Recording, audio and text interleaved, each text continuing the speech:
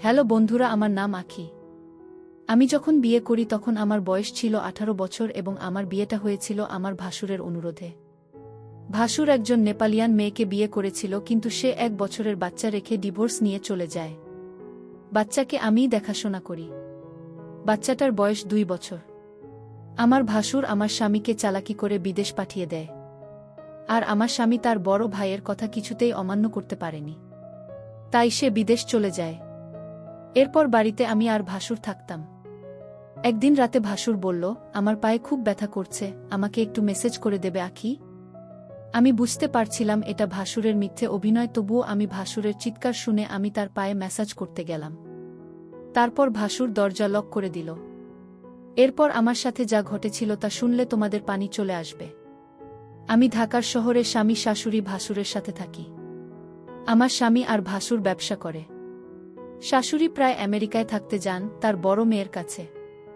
এখন মূল সমস্যাটা বলি। আমার স্বামী আমাকে নিজে পছন্দ করে বিয়ে করতে চেয়েছিল, কিন্তু আমাদের পরিবারের সাথে তাদের আর্থিক অবস্থা মেলে না।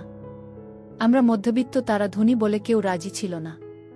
তখন আমার ভাসুর সবাইকে রাজি করান, তবে আমার প্রতি তার অনুরোধ ছিল যেন উনার বাচ্চাকে আমি দেখাশোনা করি। একদিন দুপুরে বাসায় আমি আর বাচ্চা ছিলাম। বাচ্চাকে বিছানায় শুয়ে আমি বাথরুমে গোসল করতে যাই। বাচ্চাকে যেহেতু রুমে একা, তাই ওকে দেখে রাখার জন্য আমি বাথরুমের দরজা খোলি রাখি। ভাসুক তখন বাইরে আর শাশুড়ি আমেরিকায়। আমার স্বামীর কাছে বাসার চাবি থাকে। এ সময় দরজায় শব্দ পাই আর আমি ভেবেছিলাম আমার স্বামী এসেছে, কারণ চাবিটা ওর কাছেই ছিল।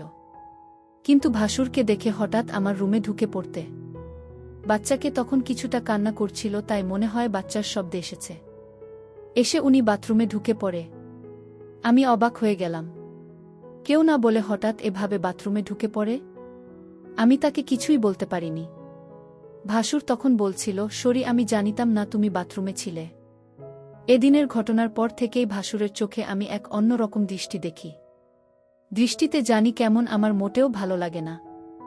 মনে হয় উনি আমার দিকে তাকিয়ে অনেক কিছু ভাবছেন। আমাকে উনি নাম ধরে ডাকতেন, কিন্তু এখন ডাকার ধরনটাও কেমন যেন হয়ে গেছে। এই ঘটনার পর থেকে প্রায় প্রতিদিনই দুপুরে উনি বাসায় চলে আসেন, কিন্তু আগে প্রয়োজন ছাড়া কখনো বাসায় আসতেন না। এই সময় আমার স্বামী থাকে প্রতিষ্ঠানের অফিসে। অফিসে কাজ না থাকলেও আমার স্বামীকে কোনো এক কাজে লাগিয়ে উনি বাসায় আসতেন। শুধু বাসায় থাকলে সমস্যা ছিল না, কিন্তু বাচ্চার কাছে থাকার অজুহাতে উনি আমার ঘরে পড়ে থাকেন আর অদ্ভুতভাবে তাকান। বাচ্চার জন্য আমিও বেশি দূরে সরতে পারি না। বাচ্চাটা কিছুক্ষণ পর পর আমাকে ডাকে। এ অবস্থা প্রায় 2-3 মাস ধরে চলছে। হঠাৎ একদিন আমার ভাসুর বলল, আমার স্বামীকে বিদেশ পাঠাবে, ভালো একটা বিষয় আছে তাই। বেতনও অনেক ভালো, আর তাই আমার স্বামীও না করেনি। উনি মনে হয় আমার কাছে কিছু একটা চাচ্ছেন, না হলে আমার স্বামীকে বিদেশ পাঠালো কেন? তবে তার চাওয়াটা যে কি সেটা আমি বুঝতে পারছি না। আবার আমি মনে মনে ভাবি আমার ধারণা ভুল, কারণ উনি খুবই ভালো একজন মানুষ, খুব খেয়াল রাখেন আমাদের, তাই দ্বিধাটা রয়ে গেছে। আমি কি করলে উনার সাথে সম্পর্কটা আবার আগের মতো হবে? তাছাড়া আমি ওনার মনে কি আছে সেটা কিভাবে বুঝতে পারব? আমার স্বামীকে কি ঘটনা জানাবো, নাকি অপেক্ষা করব আরও কিছুদিন? আমি ভাবলাম না, স্বামীকে এখনই কিছু জানানোর দরকার নেই, আরও কনফার্ম হয়ে তারপর জানানো উচিত আমি মনে করি। ভাসুর আমার দিকে অন্যরকম দৃষ্টিতে চেয়ে থাকত। আমি মাঝে মাঝে বলতাম, আপনি এভাবে কি দেখেন আমার দিকে তাকিয়ে? তখনই বলতো, আসলে কি বলবো, আমি খুব কষ্টে আছি। আমার কষ্টটা যদি তোমার কাছে বলি তুমি হয়তো কি মনে করো তা আমি জানি না, তবে তুমি আমার বাচ্চাটাকে নিজে মনে করে লালন পালন করছো, এতে আমি অনেক খুশি। সত্যিকার অর্থে তুমি একজন ভালো ঘরের মেয়ে, কারণ এখনকার যুগের মেয়েরা তার নিজের সন্তানের প্রতি এতটা যত্ন নেয় না যতটা তুমি আমার বাচ্চাটার জন্য করছো। আমি তোমায় এই ঋণ কোনোদিন শোধ করতে পারবো না। আমার বাচ্চাটা মায়ের অভাবটা তুমি পূরণ করেছো, এর চেয়ে বেশি কি হতে পারে? আসলে বিদেশি মেয়েরা তার সন্তানের প্রতি ভালোবাসা কম থাকে, তবে সবাই সমান না। বাঙালি নারীরা তার সন্তানের দিকে তাকিয়ে সারাটা জীবন কাটিয়ে দিতে পারে। বাঙালি নারীর কোনো তুলনা হয় না। তবে আমার ছোট ভাইয়ের বুক করে তোমাকে আনতে পেরে আমি নিজেকে ধন্য মনে করছি। আমার ভাসুর আমার এসব প্রশংসা করছিল। আমি তার প্রশংসা শুনে অনেকটা থমকে গেলাম। বাবারে, এত প্রশংসা! যাই হোক, ভাসুরকে একদিন দেখলাম খাওয়া দাওয়া ছেড়ে মনমরা হয়ে ঘরে শুয়ে আছে। এই বাড়িতে ভাসুরকে আমি দেখাশোনা ছাড়া আর কেউ নেই। দেখলাম ভাসুর আজ সারাদিন কিছু খায়নি। আমি ভাসুরকে বললাম, আপনার কি শরীর খারাপ? ভাসুর বলল, আমার মাথায় প্রচণ্ড ব্যথা করছে। সকাল থেকে কি করব বুঝতেছি না। আমি ভাসুরকে বললাম, আমি কি মাথায় একটু মেসেজ করে দেব? মেসেজ করে দিলে হয়তো ব্যথাটা কিছুটা কমে যাবে। ভাসুর আমার মেসেজের কথা শুনে অনেক খুশি হল। সে চেয়েছিল আমি তার মাথায় মেসেজ করে দিই। আমি ভাসুরের মাথায় মেসেজ করছিলাম, এমন সময় সে বলল, দেখো, তুমি মেসেজ শুরু করতেই আমার ব্যথাটা অনেকটা কমে গেছে। তোমার হাতে কি জাদু আছে নাকি? আমি তার কথা শুনে কিছুটা অবাক হলাম। আমি বললাম, মেসেজ করে দিলে এমনই ব্যথা কমে যায়। এখানে হাতের জাদু বলতে কিছু নেই। মেসেজ করলে ব্যথা কমে যাবে, এটাই স্বাভাবিক। ঠিক আছে, তোমাকে অনেক ধন্যবাদ মেসেজ করে দেওয়ার জন্য। আমার মাথা ব্যথা কমে গেছে, কিন্তু ভাসুরের মাথা ব্যথা ছিল না। মাথা ব্যথার অভিনয় করেছিল আমার সাথে। আমি এটা বুঝতে পারি আমি যখন তার রুম থেকে বের হই। তখন সে একা একা বলছিল, আমি ধীরে ধীরে আমার প্রতি ভালো মন মানসিকতা তৈরি করছি। সেটা আমি বুঝতে পারলাম। ভাসুর কেন আমার সাথে এমন মিথ্যা নাটক করেছিল? তার উদ্দেশ্যটা কি ছিল তা আমার জানা খুব জরুরি ছিল। আমি বাড়িতে আছি, ভাসুরের সন্তান আর আমার ভাসুর। এরপর দিন আবার সেই অভিনয় শুরু করল। সে আস্তে করে চিৎকার করছে আর বলতে লাগলো, আমার মাথা ব্যথা করছে। এখন কি করব? আমি তখন ভাসুরকে বললাম, ডাক্তারের কাছে যান, তাহলে সব ঠিক হয়ে যাবে। রোগ নিয়ে ঘরে বসে থাকলে কি আর চলবে? ভাসুর আমার কথা শুনে দেখলাম তার মুখটা অন্ধকার হয়ে গেল। আসলে কি তার মাথা ব্যথা করছে, নাকি এসব অভিনয়? আমি তার হাবভাব কিছুই বুঝতেছি না। আমি ভাসুরকে বললাম, চলুন আজ আপনাকে ডাক্তারের কাছে নিয়ে যাই। ভাসুর বলল, তুমি একটু মেসেজ করে দিলেই তো মাথা ব্যথা কমে যায়। তাহলে শুধু শুধু কষ্ট করে কেন ডাক্তারের কাছে যাওয়া লাগবে কেন? আমি ভাসুরের কথা শুনে কিছুটা অবাক হলাম।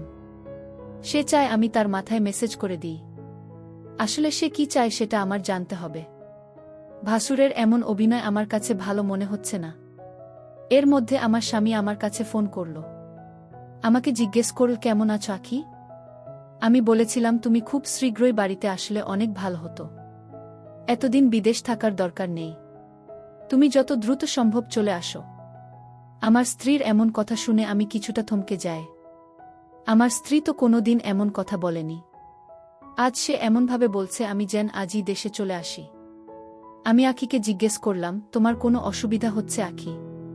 আখি বলল, না, তেমন কোনো সমস্যা হচ্ছে না। বড় ভাই জান তোমার খোঁজ খবর রাখে তো? আমি বললাম, ভালোই খোঁজ খবর রাখে। ঠিক আছে, এখন রাখি, পরে কথা হবে।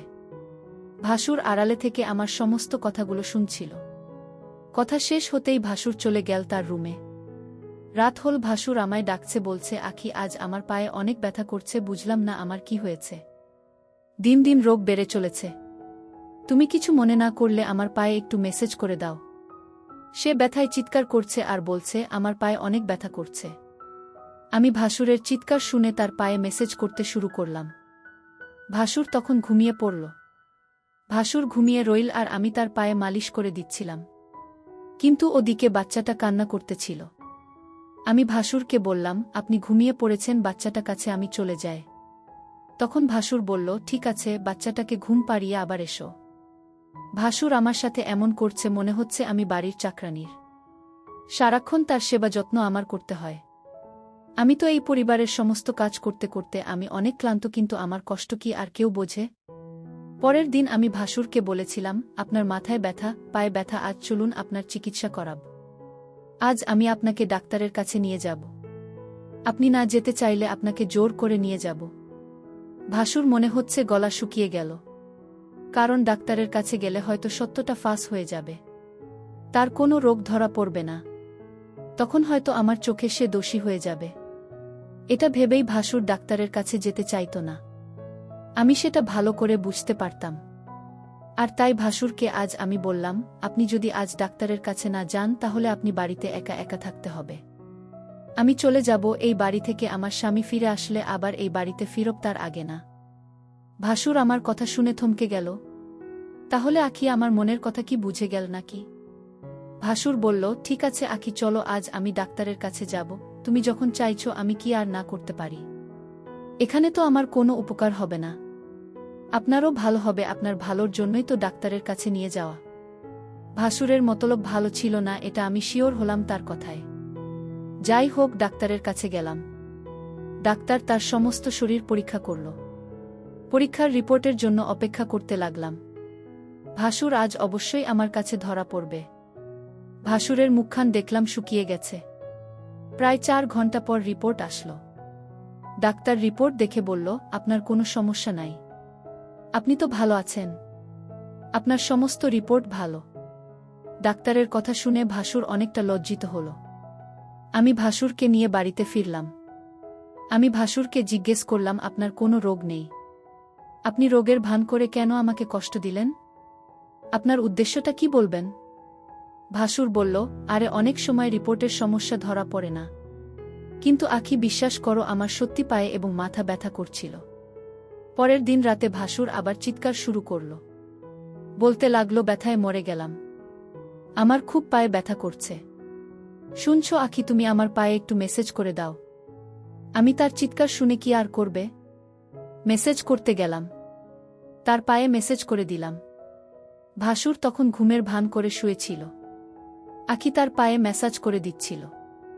ভাসুর বলল, ঠিক আছে, আমার ব্যথা একদম নিরাময় হয়ে গেছে, এখন তুমি যাও, ঘরে গিয়ে ঘুমিয়ে পড়ো। কিন্তু আখি দেখি আমার কথা কিছু শুনেছেন না, সে আমার পায়ে ধরে ঘুমিয়ে গেছে। মনে হচ্ছে সে অনেক ক্লান্ত হয়ে গেছে। আমি বিছানা থেকে উঠে বললাম, তুমি এখানে কিভাবে এলে আর আমার রুমে কেন? এখানে তুমি কি করছো? ভাসুরের এসব কথা শুনে আমার মনে হলো, বাহ, আপনি তো ভালোই বলছেন।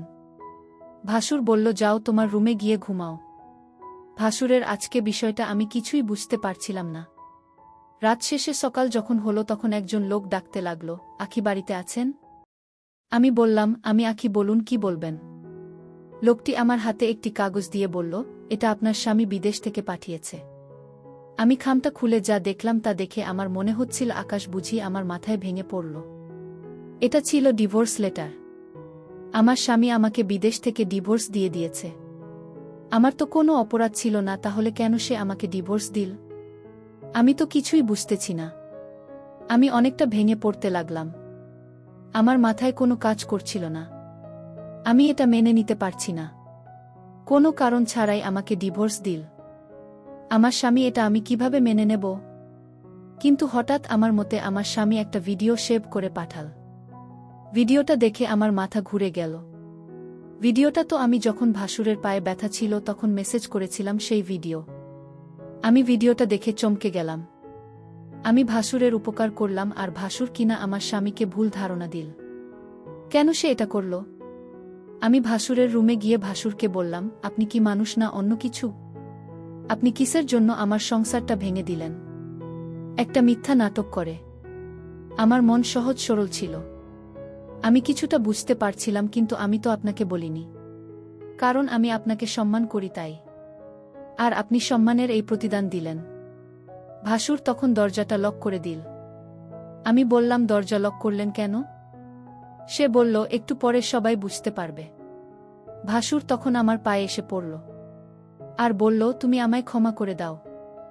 আমি যা করছি আমার সন্তানের জন্য করেছি। আমি চেয়েছি তুমি আমার সন্তানের জননী হও। আমার সন্তানকে তুমি যেভাবে লালন পালন করেছ, এতে আমি অনেক খুশি। আমি চাই তুমি আমার হয়ে সারা জীবন থাকো, আর তাই তো আমি এটা করেছি। নিজের সন্তানের জন্য সকল বাবা মা সব কিছু করতে পারে। আমাকে তুমি ক্ষমা করে দিও। তারপর আমার কিছু করার ছিল না। আমি ভাসুরের সন্তানের দিকে তাকিয়ে তার কথা মেনে নিলাম। কিন্তু ওই দিকে আমার স্বামী একটা বিদেশি মেয়েকে বিয়ে করে বাড়িতে নিয়ে আসলো। বন্ধুরা, গল্পটি যদি তোমাদের ভালো লেগে থাকে তাহলে অবশ্যই সামিয়া ব্লগ চ্যানেলটি সাবস্ক্রাইব করে রাখবেন। আজকের মতো চলে যাচ্ছি, ফিরব আগামীকাল নতুন কোনো গল্প নিয়ে।